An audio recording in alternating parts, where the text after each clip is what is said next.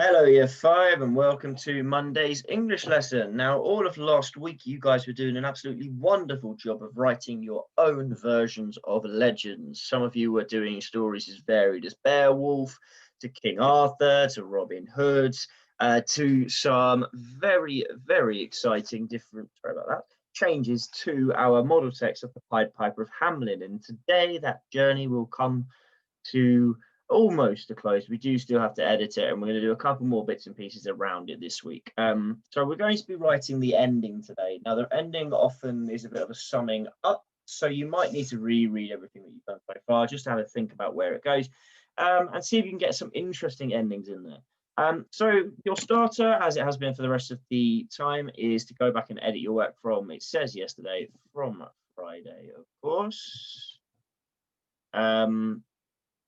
So go back and have a look. Remember, you can edit to correct and edit to improve as well. So please make sure that you're doing both of those things and not just one of them. And once you're done with that, come back and join us.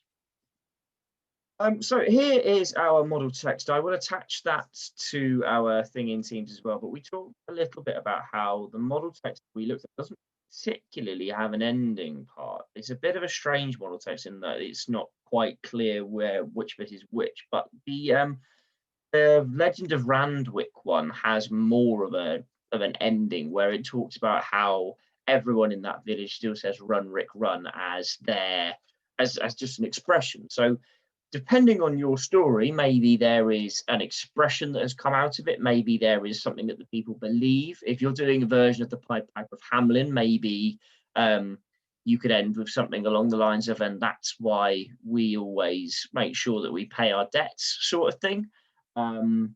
If you were doing a different story, for example, one where a beast had to be conquered, then maybe there is a part of the forest that no one goes to, and the reason is because their body or their spirit is still there.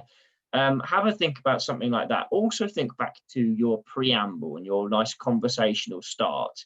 If, like some of you have, you started off with it being someone telling a story, maybe for the ending, you'll go back to that sort of thing. You'll be back in that room in the crackling fire, and someone scoffs and says, "Oh, that was never true." And the person telling the story says, "Oh, well, maybe it was, maybe it wasn't, who knows?"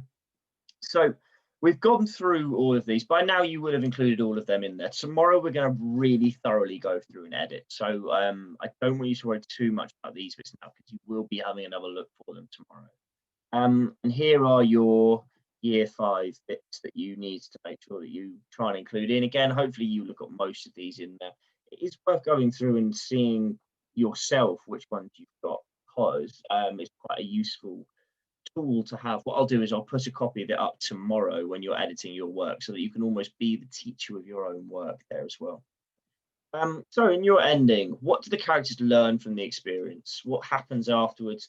And has it meant that there's some sort of tradition in the village? I will add in here as well, can you link it back to your preamble, depending on what sort of preamble you wrote?